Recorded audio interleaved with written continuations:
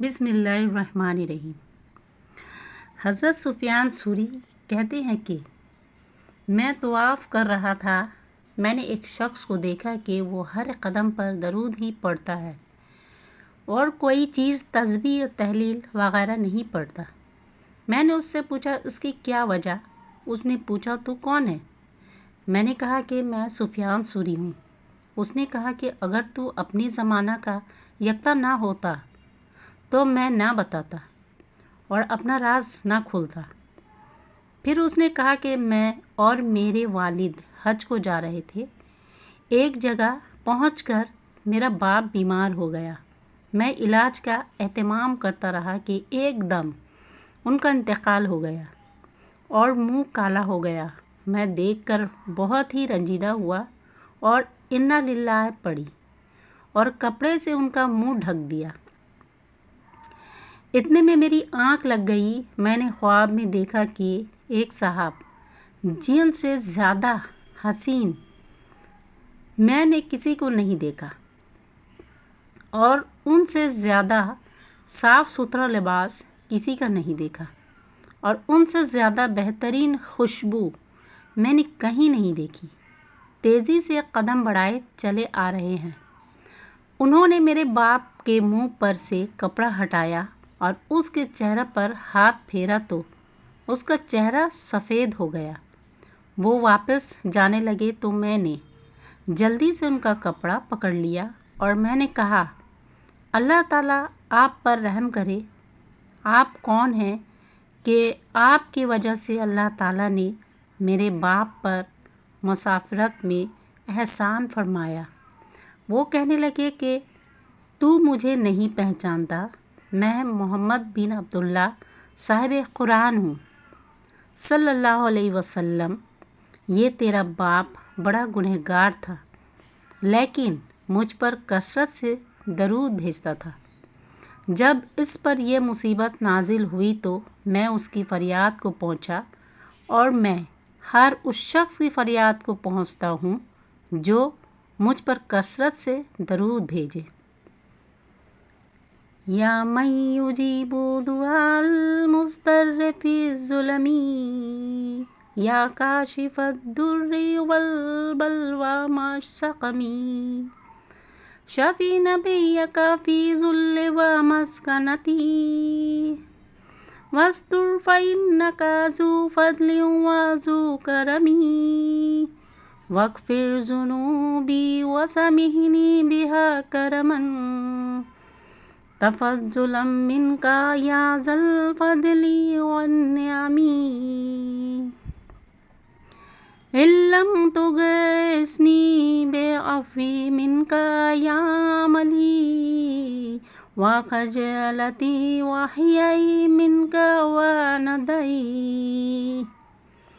یا رب صلی علی الہادی البشیر ومن لہ الشفاعۃ فی العصیق الندم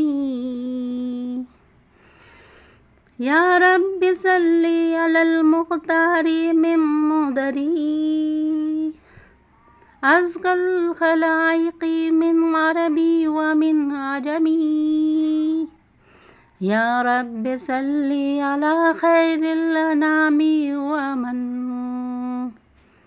ساد القبائل فی الانساب والشیام صلی علیہ الذی آتاہ منزلۃ علیا اذ کان حقا افضل الامم صلی علیہ الذی اعلاہ مرتبۃ ثم اصطفاہ حبیبا بریء النسم صلی علیہ صلاۃ لا انقطاع لها مولاه ثم علی صحبہ وذی الرحم۔ ترجمہ: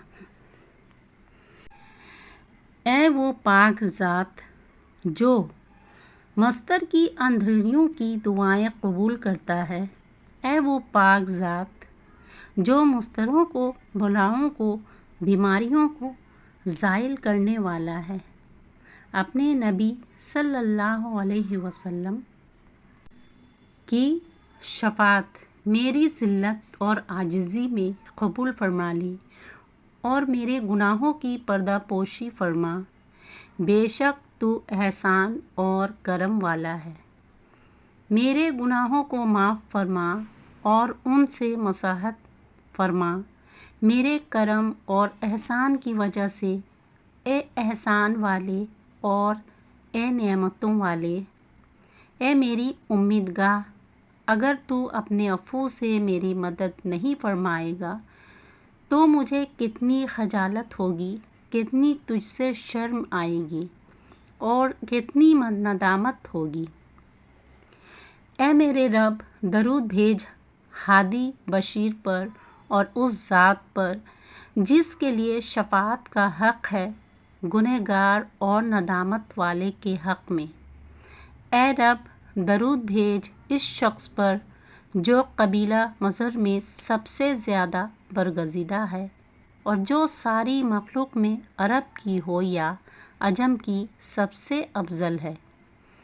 اے رب، درود بھیجیے اس شخص پر جو ساری دنیا سے افضل ہے اور اس شخص پر جو تمام قبائل کا سردار بن گیا ہے، نسب کے اعتبار سے بھی اور اخلاق کے اعتبار سے بھی، جس پاک ذات نے اس کو اعلیٰ مرتبہ عطا فرمایا ہے، وہی اس پر درود بھی بھیجے۔ بے شک وہ اس درجہ کا مستحق بھی ہے اور ساری مخلوق سے افضل۔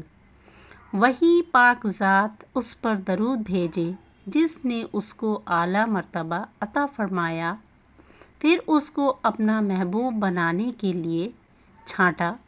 وہ پاک ذات جو مخلوق کو پیدا کرنے والی ہے، اس کا مولا اس پر ایسا درود بھیجے جو کبھی ختم ہونے والا نہ ہو۔ اس کے بعد اس کے صحابہ پر درود بھیجے اور اس کے رشتہ داروں پر۔ یا رب صلی وسلم دائماً ابدا علی حبیبک خیر الخلق کلہم۔ ایک صاحب کسی بیمار کے پاس گئے، ان کی نزلہ کی حالت تھی۔ ان سے پوچھا کہ موت کی کڑواہٹ کیسی مل رہی ہے؟